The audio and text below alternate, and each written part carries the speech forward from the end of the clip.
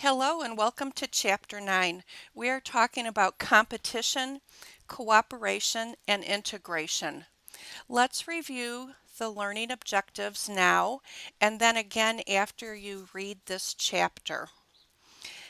The environment. The long-term care environment is changing rapidly, and this is due to a number of things, such as the increasing number of the aged, uncertain reimbursement, and the desire for consumer choice.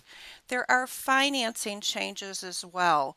There's a transition from a retrospective payment system and the introduction and rapid growth of managed care.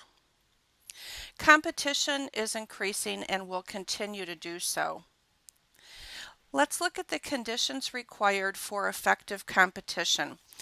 The influence of individual buyers or sellers, dominance of Medicare and Medicaid, increased influence of managed care.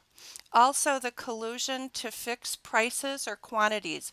Government payers clearly are in a position to determine prices and quantities.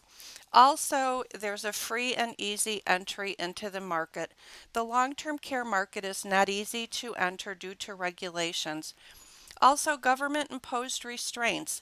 As non government payment sources such as MCOs and private long term care insurance have gained an increasing portion of the long term care market, the ability of the government to impose those restraints is being eroded.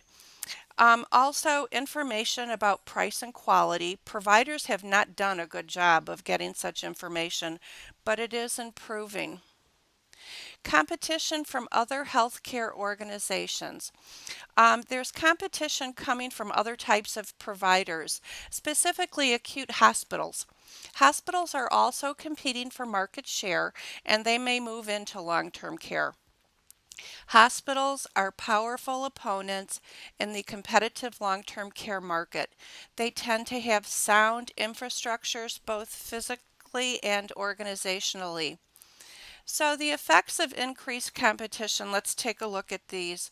Long term care providers have been forced to wake up and recognize that others are competing for some of their business.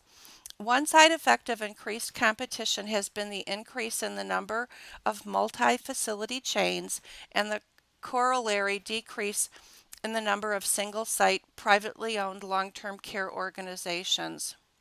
Cooperation is not as formal as integration. Types of cooperation.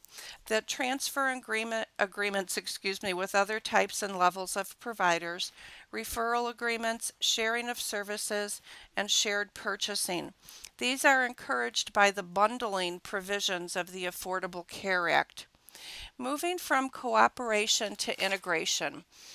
This begins with informal cooperation and leads to more formal arrangements. Integration is clarification and integration terms. Let's take a look at these, several different versions. There's the Integrated Health System, IHS, which is the most common and it means formal organization.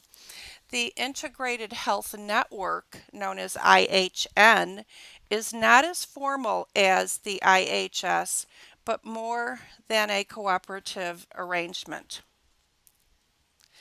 Horizontal integration is two or more organizations that provide similar services, forming an alliance for their mutual benefit. Vertical integration is an alliance of two or more organizations providing services that are dissimilar but that are interactive with and may rely on each other. Reasons for joining an integrated system or network.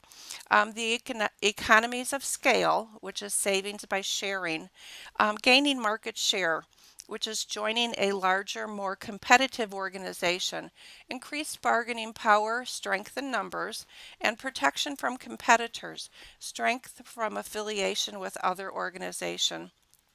Integration of the continuum of care. So the benefits for consumers and the systems are it saves money and it improves care.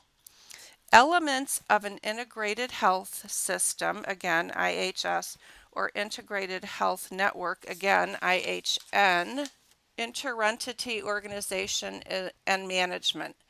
That's Let's take a look again at coordination of care, integrated information systems, clinical information systems, management information systems, and integrated financing.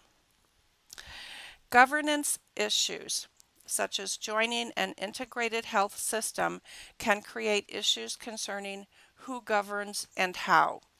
A system board must oversee a conglomeration of member organizations, each with its own unique strengths and weaknesses.